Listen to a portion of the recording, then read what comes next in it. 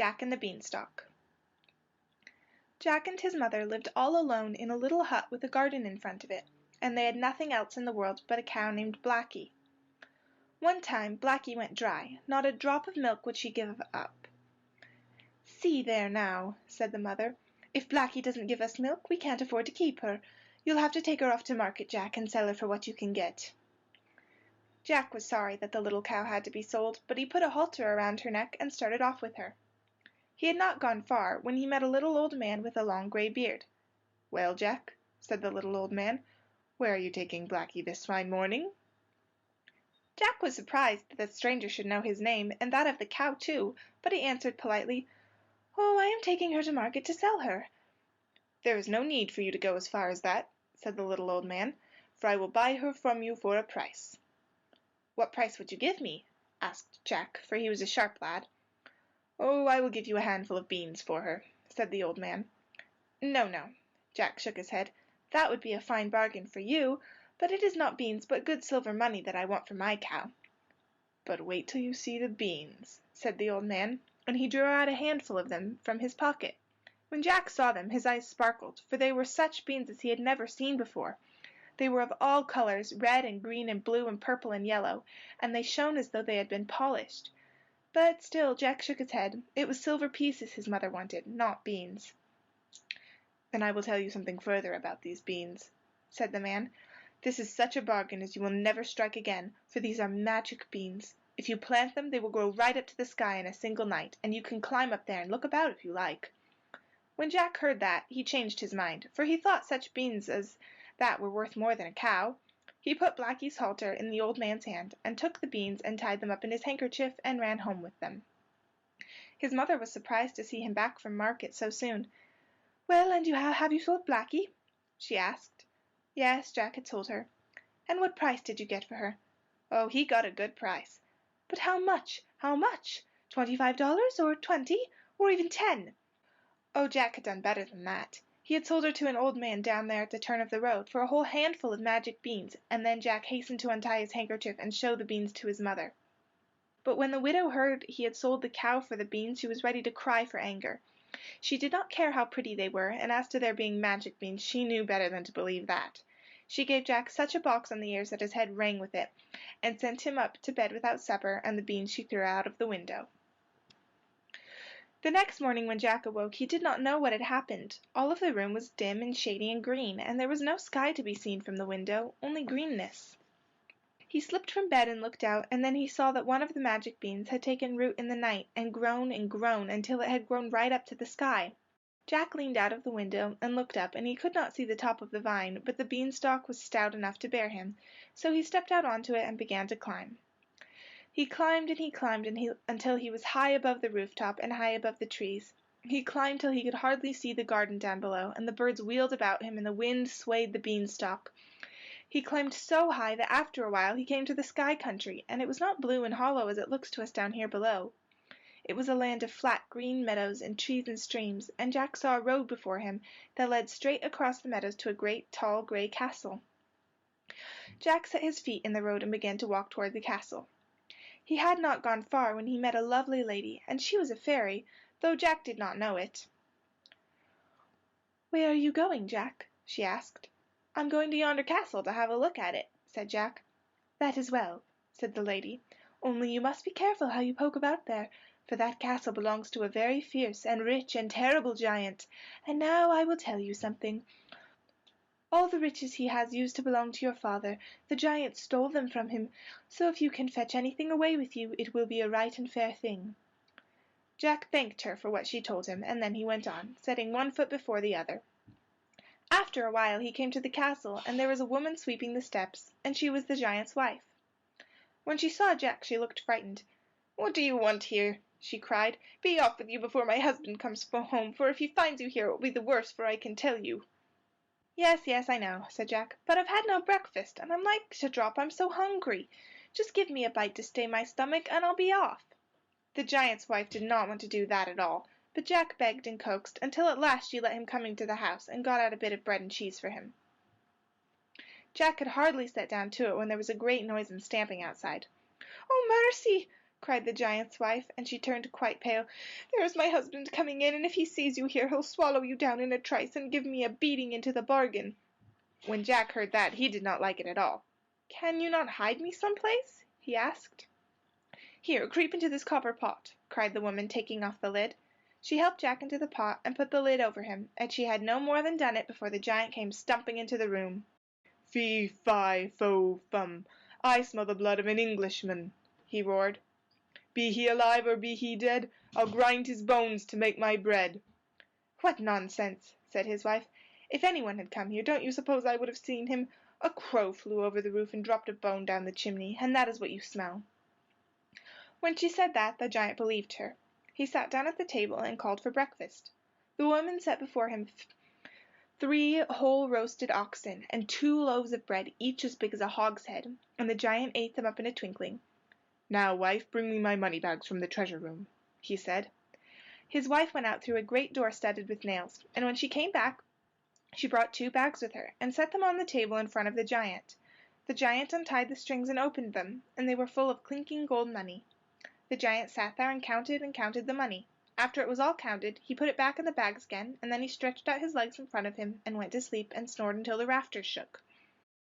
The giant's wife worked around for a while, and then she went into another room. Jack waited until he was sure she had gone, and then he pushed the lid of the pot aside and crept out. He crept over to the table and seized hold of the money bags and made off with them, and neither the giant nor his wife knew anything about it until Jack was safe down the beanstalk and home again. When Jack's mother saw the money bags she was filled with wonder and joy. "Those were once your father's," said she, "but they were stolen from him, and never did I think to see them again." After that Jack and his mother lived well. They had plenty to eat and drink, and good clothes to wear, and everything they wanted. And they were not stingy. They shared their good luck with their neighbors as well. After a while the money was almost gone. "I'll just climb up the beanstalk again," said Jack to himself, "and see what else the giant has in his castle." He climbed and he climbed and he climbed, and after a while he came to the giant's country, and there in front of him lay the road to the castle. Jack walked along briskly, setting one foot in front of the other till he came to the castle door, and as he saw no one he opened the door and stepped inside. There was a giant's wife scouring the pots and pans, and when she saw Jack she almost dropped the skillet she was holding. "You here again?" "Yes, here I am again," said Jack. "Then I wish you were some place else," said the giant's wife. "When you were here before our money bags were stolen, and I can't help thinking you had something to do with it." "Oh, oh, how can you think that?" cried Jack. "Well, be off with you anyway," and the giant's wife spoke quite glumly. "I want no more strange lads around here." Yes, Jack would be off in a moment, but wouldn't she give him a bite of breakfast first? No, the giant's wife wouldn't, and that was flat. But Jack was not to be turned off so easily. He talked and begged and argued, and while he was still talking they heard the giant at the door. The giant's wife was terribly scared.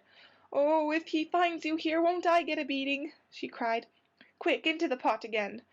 Jack crawled into the copper pot, and the giant's wife put the lid over him. The next moment the giant stamped into the room. "Fee, fi, fo, fum," he bawled. "I smell the blood of an Englishman. Be he alive or be he dead, I'll grind his bones to make my bread." "Nonsense," said his wife. "You're always fancying things. Here, sit down at the table and eat your breakfast. A crow flew over the roof and dropped a bone in the fire, and that is what you smell."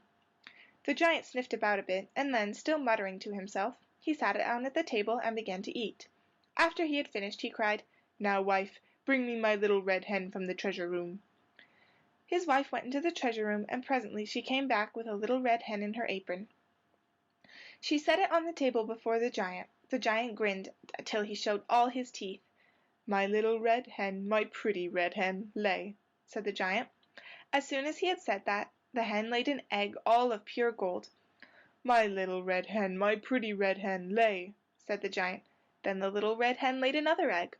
"My little red hen, my pretty red hen, lay," said the giant. Then the hen laid a third egg. "There," said the giant, "that is enough for to-day. Now, wife, you can take her back to the treasure room again." The wife took up the hen and carried her off to the treasure room, but when she came back into the kitchen she forgot to shut the treasure room door behind her. Then the giant stretched his legs out in front of him and went to sleep and snored till the rafters shook. His wife worked around in the kitchen, and after a while, when she wasn't looking, Jack crept out of the pot.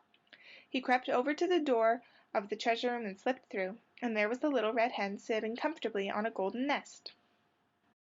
Jack caught her up under his arm, and she never made a sound. Then he crept back through the kitchen and out through the door and made off down the road, and the giant's wife never saw him at all.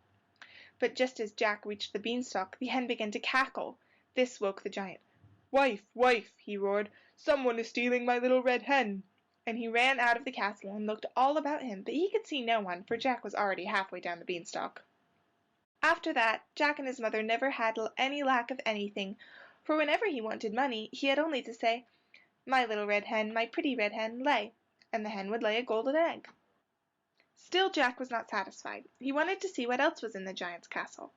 So one day, without saying a word to his mother, he climbed the beanstalk and hurried along the road to the giant's castle. He did not want to meet the giant's wife, for he thought maybe she had guessed that it was he who had taken the giant's hen and the money bags, and so indeed she had, and what was more, she had told the giant all about it, too. Jack crept up to the castle very carefully, and he saw no one. He opened the castle door a crack and peeped in, and still he saw no one. He pushed it open a little wider, and then he ran in and across the kitchen and hid himself in the great oven. He had no more done this before the giant's wife came in. "Pooh," said she, "what a draught!" and she closed the outside door. Then she set the giant's breakfast on the table, still talking to herself. "The door must have blown open," said she. "I'm sure I closed it when I went out." Presently the giant came thumping and stumping into the house. The moment he entered the room he began to bawl, "Fee, fi, fo, fum, I smell the blood of an Englishman. Be he alive or be he dead, I'll grind his bones to make my bread." "What? What?" cried his wife. "I found the door open just now. Do you suppose that dratted boy is in the house again?" "If he is, I'll soon put an end to him," said the giant. The giant's wife ran to the copper pot and lifted the lid and looked inside, but no one was there. Then she and the giant began to hunt about. They looked in the cupboards and behind the doors and every place, but they never thought of looking in the oven. "He can't be here after all," said the wife, "or we would have found him. It must be something else you smell."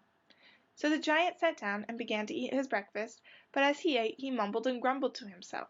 After he had finished he said, "Wife, bring out my golden harp to sing for me." His wife went into the treasure room and came back carrying a golden harp. She set it on the table before the giant, and at once it began to make music, and the music was so beautiful that it melted the heart to hear it. The giant's wife sat down to listen too, and presently the music put them both to sleep. Then Jack crept out of the oven and seized the harp and made off with it. At once the harp began to call, "Master, master, help! Someone is running off with me." The giant started out of sleep and looked about him. When he found the harp gone he gave a roar like an angry bull. He ran to the door, and there was Jack already more than halfway down the road. "Stop! Stop!" cried the giant, but Jack had no idea of stopping. He ran until he reached the beanstalk, and then he began climbing down it as fast as he could, still carrying the harp. The giant followed, and when he came to the beanstalk he looked down, and there was Jack far, far below him. The giant was not used to climbing. He did not know whether to follow or not. Then the harp cried again, "Help, master, help!" The giant hesitated no longer. He caught hold of the beanstalk and began to climb down. By this time Jack had reached the ground. "Quick, mother, quick!" he cried. "Bring me an axe!" His mother came running with an axe. She did not know what he wanted it for, but she knew he was in a hurry. Jack seized the axe and began to chop the beanstalk. The giant above felt the stalk tremble. "Wait, wait a bit," he cried. "I want to talk to you." But before he could say anything more the beanstalk was chopped through and fell with a mighty crash, and the giant fell with it, and that was the end of him. But Jack and his mother lived in peace and plenty forever after.